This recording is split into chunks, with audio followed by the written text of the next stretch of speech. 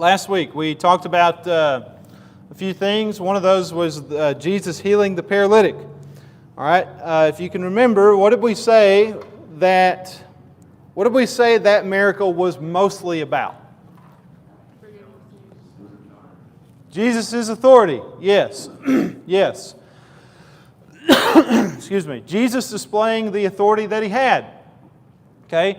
It's not so much about the healing as it is, and by the way, we're in Mark chapter 2. But it's not so much about the healing as it is showing these scribes who has authority. Okay. Remember, they're the ones that ask the question, who is this that has authority? Only God can forgive sins, right? Jesus has authority on earth to forgive sins. And honestly, that's actually one of the arguments with the thief on the cross also. Okay? How could He do that? He has authority to do that. As He says in chapter 2. We don't have any, with that, we don't have any qualms or quibbles with that, but Jesus had authority to do it. Okay? Now, what did we talk about with this Son of Man language that we see? The Son of Man language.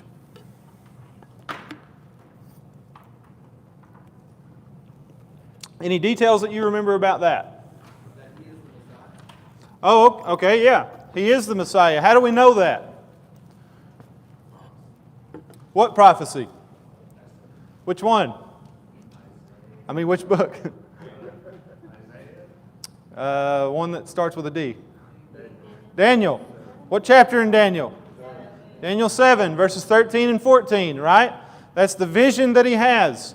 And in that vision, he talks about, I saw one that was coming on the clouds that looked like the Son of Man, right? Going up to the Ancient of Days. And He was given dominion and glory and a kingdom, paraphrasing, but a kingdom which will never pass away. It's everlasting. That's where that comes from, okay?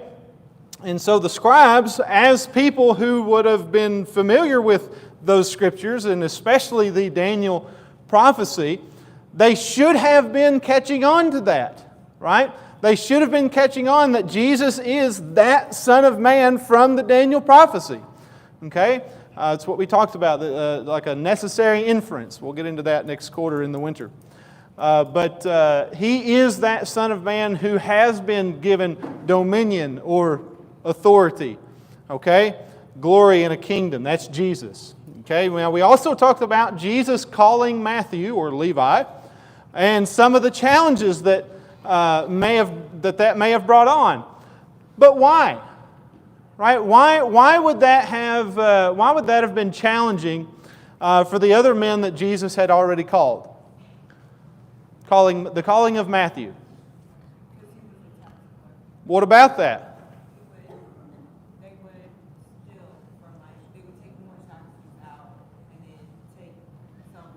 Absolutely, that was one of the reasons. What else? It's also seeing the betrayal of their people, the Jewish people. Yep. Working with the Romans. Yep. Tax collectors were Jews, and so if they're now deemed as a traitor, so to speak, right? And we looked at, remember in Luke 19, we looked at Zacchaeus. Right? And when Zacchaeus goes to see Jesus, Zacchaeus even admits, he says, look, if I've defrauded anybody, basically if I've taken advantage of anybody, I'll repay it back fourfold. So we kind of get this insight as to how the tax collectors were, right? And it's even distinguished in the text, actually, sinners and tax collectors. It's almost like they have their own category. They were so hated. But anyway, Matthew was a tax collector. Jews saw tax collectors as traitors, sinners, thieves, whatever. Okay? So that's a bit challenging, along with Peter, James, Andrew, and John, bringing in this tax collector now to be a part of the group. Okay? And we don't get a lot of insight as to what they were feeling, but you can imagine how that must have been. All right? Kind of a challenge and a hoop to get through. But anyway, okay. Somebody grab verse 15, 2:15. Now it happened as he was dining in Levi's house that many tax collectors and souls sat together with Jesus and his disciples, for there were many followed him. Okay, so, whether or not here in this text they were dining with Jesus at his house or Matthew's house, it doesn't really indicate that, and it doesn't really matter either. But I would probably lean more toward this is Matthew's house. But what does matter is the fact that he is reclining and dining with tax collectors and sinners. And it appears really that Matthew has now brought more tax collectors around. All right? And I'm sure other tax collectors is about the only people he would hang out with. Right? It's not like his other fellow Jews want to hang out with him. Right? He's the tax collector. They don't want to hang out with him. But if you notice, Mark puts these people, like I just said a moment ago, in two different categories. You have sinners, and then you have tax collectors. Right? And that's kind of interesting. Sinners would be those that are outside of a relationship with God, or those that do not follow Mosaic law, especially. They are Jews, but rebellious Jews in a way. They're sinners. Okay? Tax collectors, they are sinners, to them at least, and then and these people were not well liked, but we've talked about that already. But that's who Jesus and His disciples are hanging around. People that are not well liked by the rest of society. I've preached about this before a little bit, but this is one of the examples we have with Jesus in how He is reaching the lost. Right? Jesus is reaching the lost by reclining and dining. And we see that.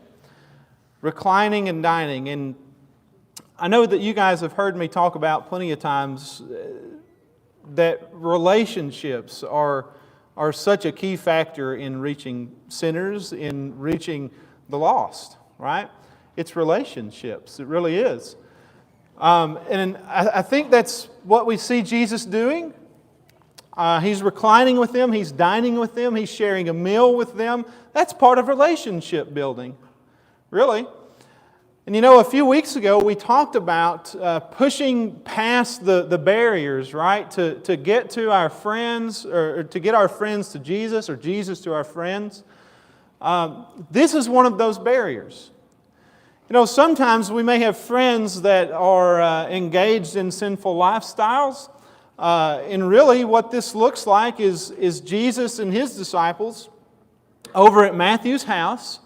And Matthew's people are over at that house too.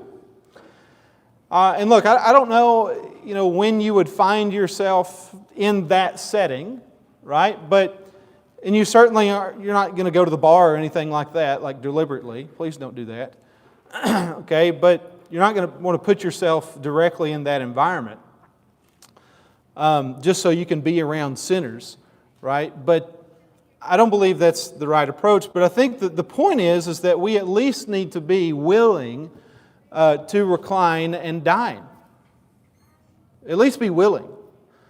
Okay, maybe we do find ourselves, let's say, tagging along with one of our friends who's maybe not a Christian, right? And they bring other people who aren't Christians around, okay? And we need to be okay with that sometimes, right? It's exactly what we're seeing here in the text with Jesus and His disciples. Those are good opportunities, right? To just let people see who you are.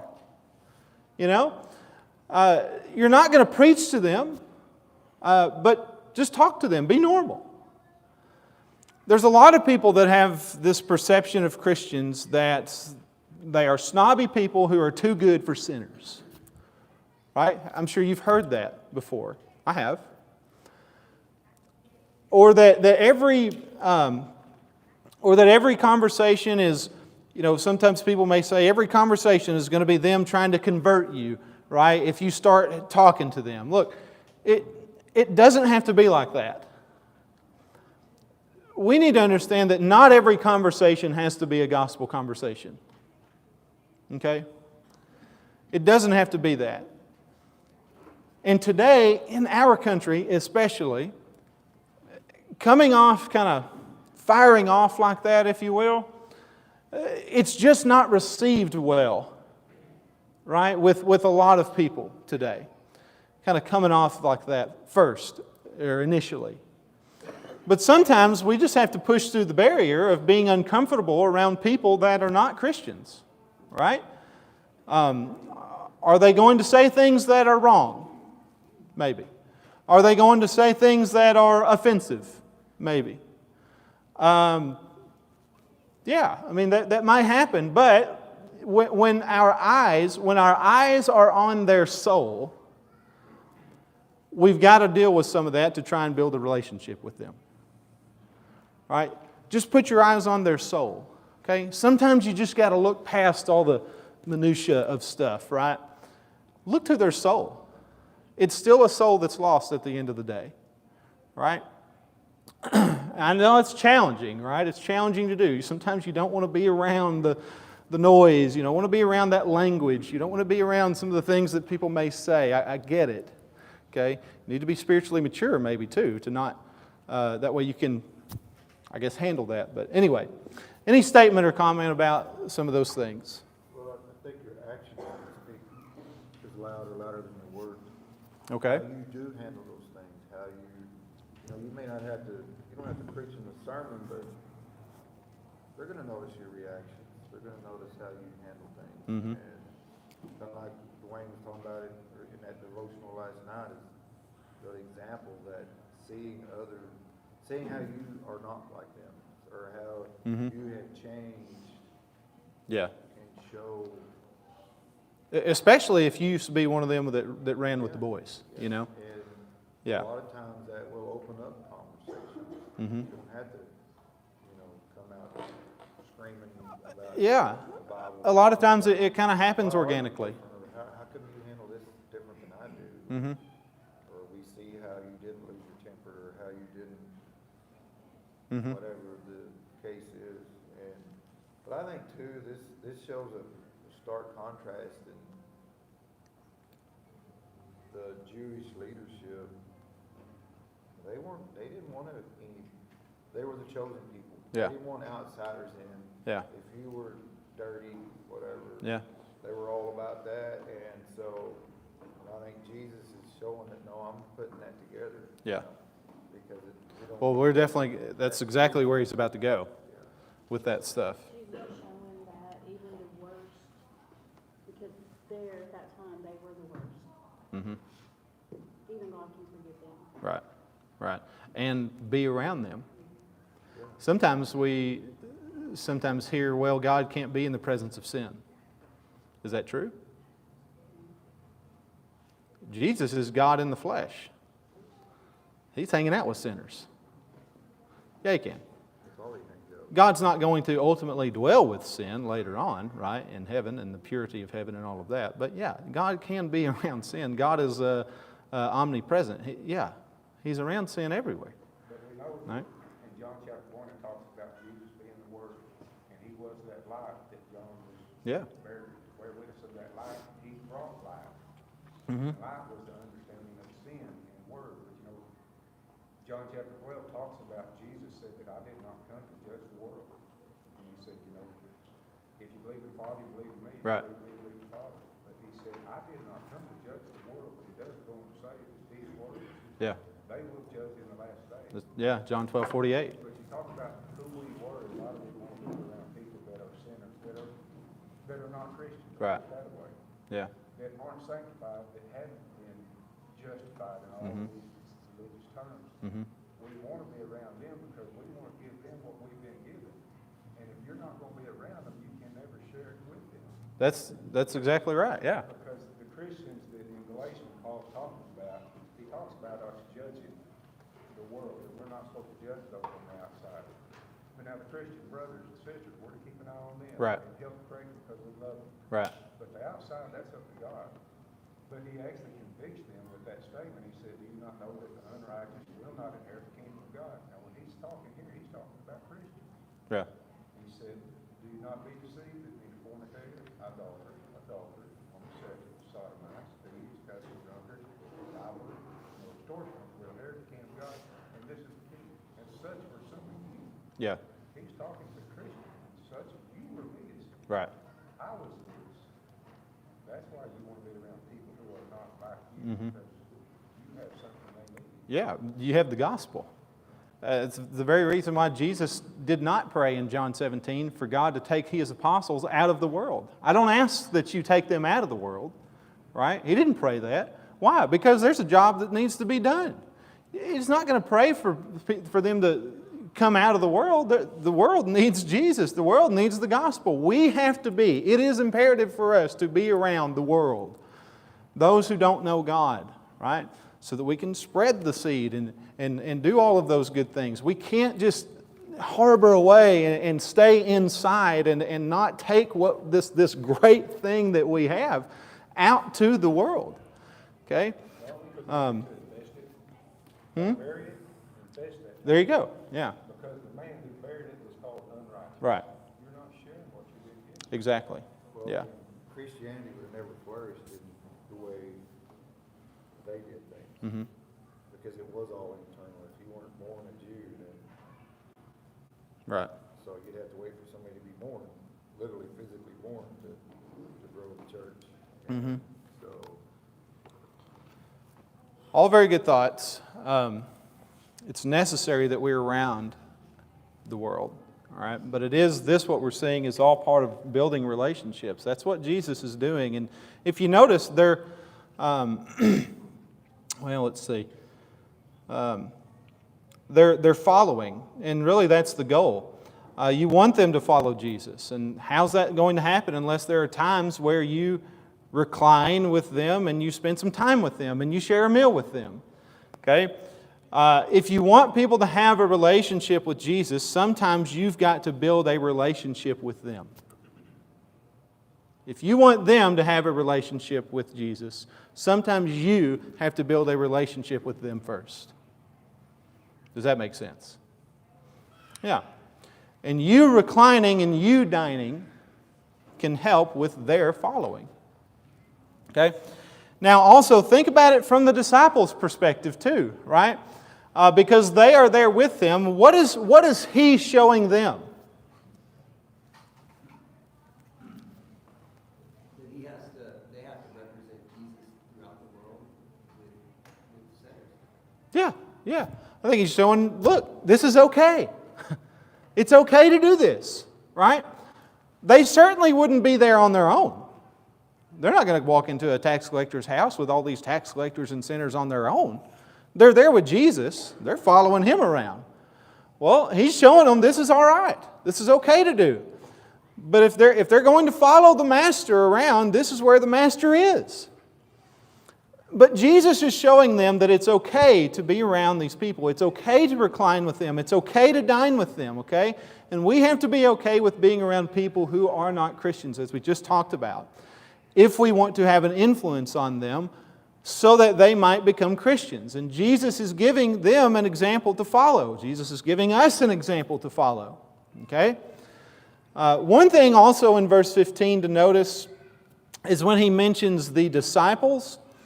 Often you'll find that Mark distinguishes disciples from apostles, or he might say the 12. Okay?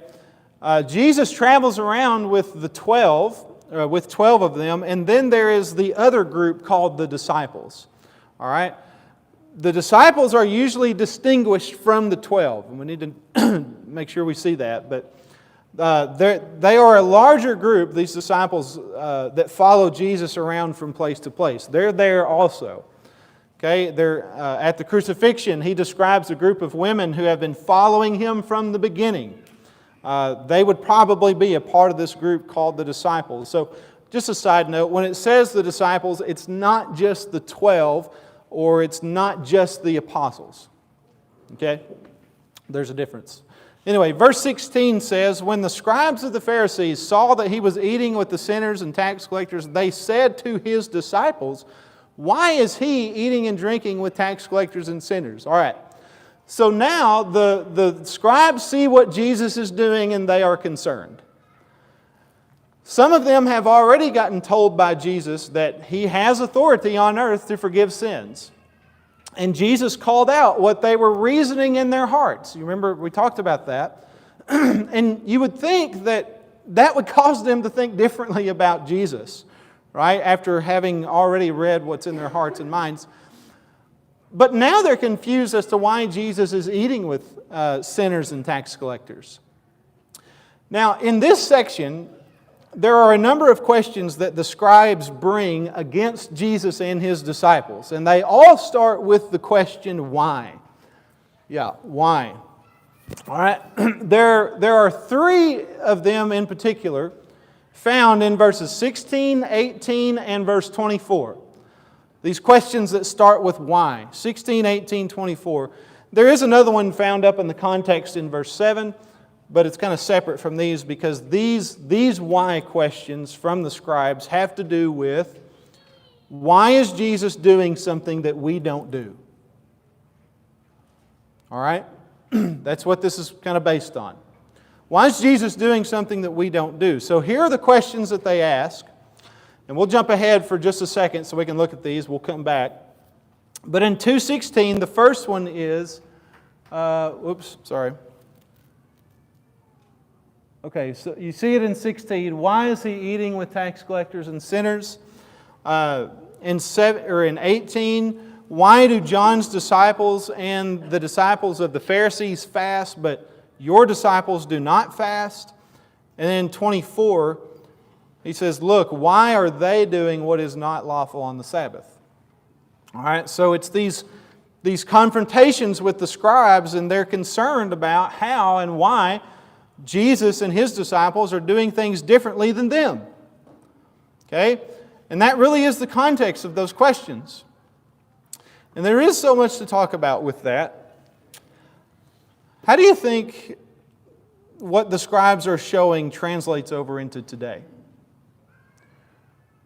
Remember, the basis for them asking these things is basically, why are you and your disciples doing things that we don't do? How does that translate maybe over to today?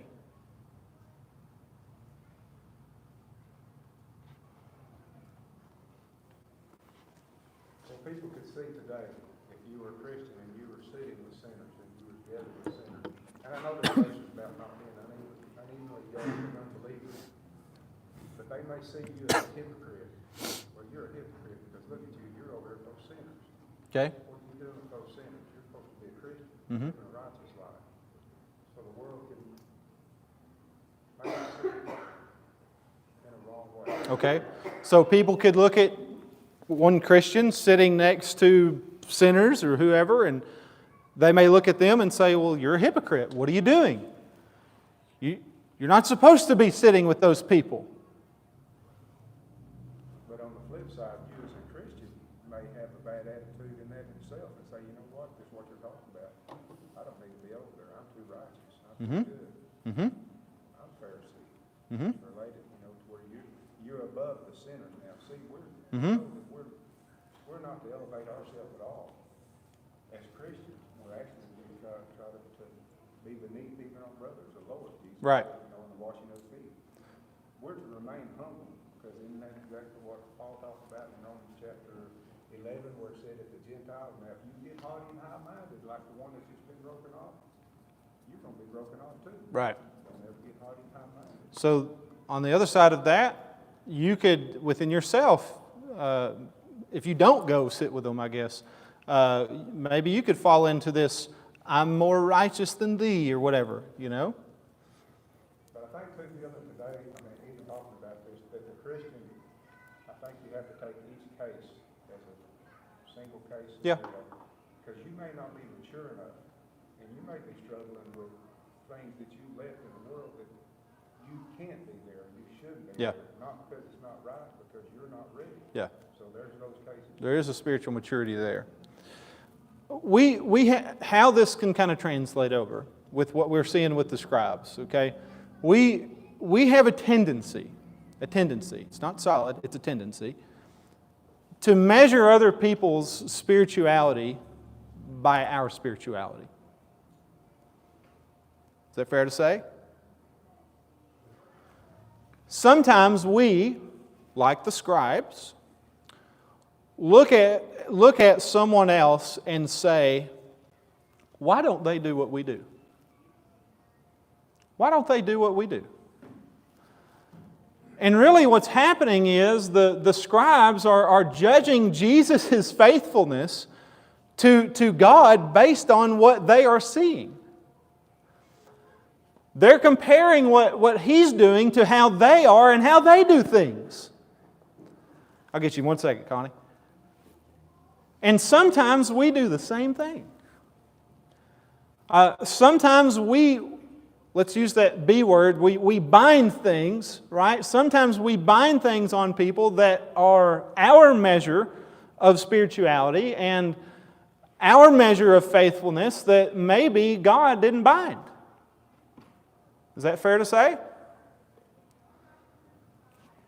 And because we do things a certain way sometimes, or as an individual, we sometimes might look at other people and think, why aren't they doing things the way that I do them? It's a humbling thing to think about. Let's take the Sunday night service, for example. Okay? A great thing, yes. But sometimes congregations will look at another congregation and say, well, they don't worship on Sunday. They don't come back on Sunday. They don't do anything on Sunday nights anymore. Well, they must be getting a little bit left. Or they must be getting a little bit loose and liberal over there. Right? You've heard that? I've heard it plenty of times. Or take that... take it down to an individual level, right? Sometimes you have people that do attend on Sunday evening, okay, and people that don't. Well, there's nothing in God's Word that says you must attend Sunday evening services, okay? But you have sometimes people who will look at those who don't attend and say those people aren't as spiritual and they're not as committed, right? Because if they were, they'd be here. Have you heard that? I think we have. And you have people that start measuring other people's spirituality or faithfulness, and a lot of times it's with things that God hasn't even legislated. Yet people make judgment calls and say, see, I'm more spiritual. Right? I've got it right. I'm doing it right. Why aren't they? And it happens with all kinds of things, really. Why do you keep doing this? Yeah, why do you keep struggling with that? We forget where we came from. I think we do. Why don't they dress the way that I dress for worship? Or they must be a little bit looser in their morals, in their respect for what we're doing here. Did God ever legislate that people have to wear a suit and tie to be able to come and worship Him or preach His Word? Did God ever legislate that? No. If I recall, John the Baptist preached in camel's hair. Right? I mean, yet sometimes people treat others like He did say that. I've seen that on a serious scale and maybe not so serious, all right? But now look, some of that extra stuff, okay, that we do is not wrong. And I'm not saying it's wrong. And I don't want you to get that impression, okay? I'm just trying to get us to think about it and make sure that we watch out for this kind of scribal attitude, let's call it, that we see here with the scribes, right? They are measuring Jesus' faithfulness with how they did things. All right? Or measuring Jesus' faithfulness to Judaism, right? Based on who he was hanging around with. We don't hang out with tax collectors and sinners, Jesus. What are you doing? You must not be that faithful to Judaism and the law, Jesus. And that's what's happening. Okay, now Connie, you had a question. I wanted to say, leaders used to be Christ-like. So no matter what we are doing, we used to be Christ-like. And if Christ was going to sinners' houses or having sinners come to His house or another, then we should be doing that. Absolutely.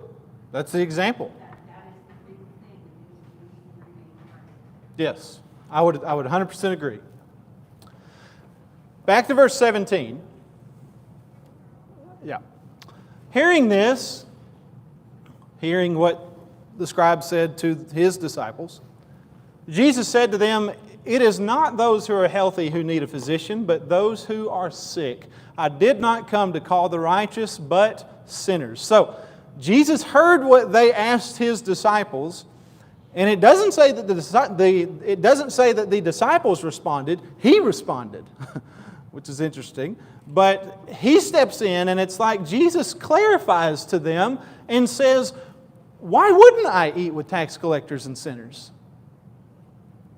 Why wouldn't I do that?" Right? They're the ones that need a physician. They're the ones that are sick. He didn't come for the righteous or those that already have this strong relationship with the Lord necessarily. He came to teach and to save the ones that weren't righteous, the ones that didn't have that strong relationship with the Lord, the ones that were lost, right? Those that are outside of God's kingdom. That's who He came for. And two groups that fall into that category are tax collectors and sinners, right here in the text. He would have never eaten with anyone or been with anyone if you say he wasn't around the sinner. I mean, he would have had to have been alone and by himself. Yeah. With the sinner. Yeah, what they don't know is that they're sinners too. Same with, I mean, I make the comment, I was like, I sit around my table every day. I mean, that's, as going home, we'd be hypocritical if we said we couldn't be our own sinners. Absolutely. We would, because even we fall short, which is why we need Jesus' blood. All right? That's 1 John 5:7. But it is no different today either. Jesus still calls people who are sick. Okay? People that need Him as their physician.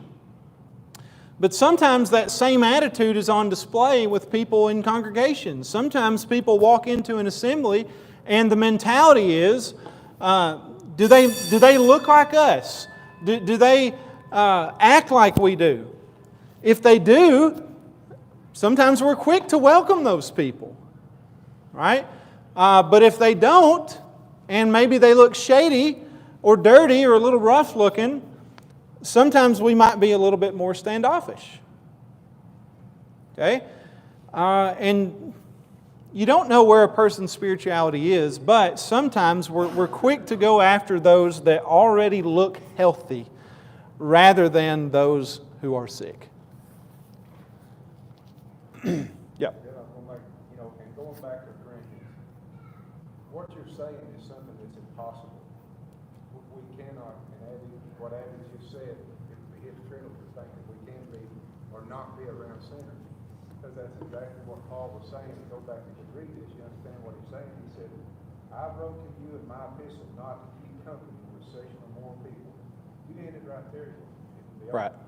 But he says, "Yet I certainly did not mean the sexual and immoral people of this world, or the covetousness, or extortioners, or idlers, or drunkards, or rivals, or tax collectors, or Right. unrighteous people, because then you would need to go out of the world." See, we can't. Right. We're around sinners every day, whether we like it or not. Yeah. So it would be impossible to not be around sinners. Yeah. Absolutely. But I think we just gotta be careful not to be swayed that way. Yeah. And that's what Yeah. Be the light. Don't fall into the darkness. Yeah. you can happen. It can. So we have to remember, Jesus came to save the sick. And if it happens that somebody walks into our assembly, no matter who it is, our response should be the same. Right? Should be the same. No partiality here. It ought to be the same. When we need to welcome them and talk with them, sit with them, whatever it may be. But we can't cater more to the healthy and not the sick. Of course, now, even today, the ones that look healthy are still sick. Okay, which is another thing. But in verse 18, the conversation with the scribes continues. And he says, "John's disciples and the Pharisees were fasting, and they came and said to him, 'Why do John's disciples and the disciples of the Pharisees fast, but your disciples do not fast?'" So you have John's disciples and the Pharisees that are fasting, and they say, why don't your disciples? So again, they're just asking another question in the realm of, how come you don't do what we do? Okay? And they are measuring Jesus' faithfulness and or spirituality based on their own. And this one has to do with fasting. The problem is, there was nothing in the law of Moses that commanded fasting on the people. Nothing in the law about that. So what are the Pharisees doing then?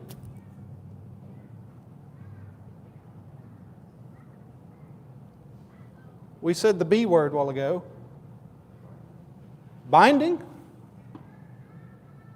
Yeah, the Pharisees are trying to bind something on Jesus and His disciples that God never bound. There was no law about fasting in the law. Exactly. The only law that had to do with fasting was for the priest once a year before the Day of Atonement. There was no command of God for the people to do that, but they were fasting, and then they were using that as a standard to measure other people with. Exactly. Trying to earn stuff maybe. Make me look more righteous maybe. And Jesus and His disciples are being measured by their standard, not God's standard. And again, we fall into that and can very easily today. We look at people and sometimes we measure other people's dedication to God based on how we do things and what we do. And sometimes there's never even a command from God for what we're doing. Truthfully. Yet we bind what we do on others because that's what we think is the right thing to do. It happens all the time. We got to watch out for it. And so basically Jesus is going to give 3 reasons for why He's doing what He's doing. Do I have time? Maybe. Let's hustle. Jesus said to them in verses 19 and 20, I'm going to skip reading it.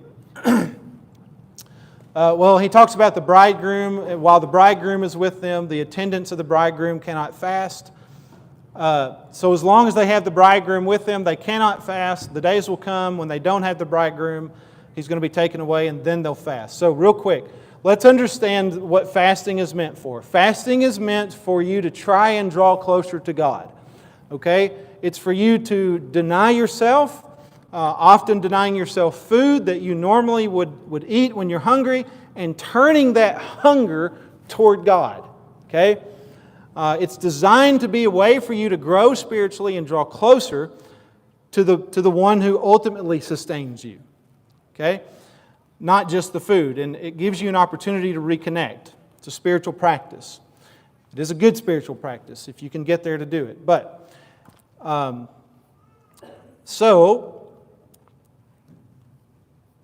what Jesus is saying, though, about the bridegroom thing here is that when you have the bridegroom, you don't show up to the wedding and not celebrate with the bridegroom and say, oh, I'm sorry, I'm fasting. Right? No, you do that when the bridegroom leaves. All right? Who's the bridegroom that He's talking about in this little parable? Himself. Jesus Himself. He has come as the bridegroom. Okay? Which also connects us to something else that the church is. What is it? The bride. Bride of Christ. We see that in Revelation 18, 19, 21, and 22. But while they have the bridegroom, there should be rejoicing, not fasting. Because there's going to come a time when the bridegroom isn't going to be with them. Okay? Which they will all find out later. But it's another allusion to His departure from them later. Okay? And Jesus is going to leave later. They will no longer have Jesus with them. That's when they're going to fast. And that's kind of what Jesus is saying there. All right? We'll stop there.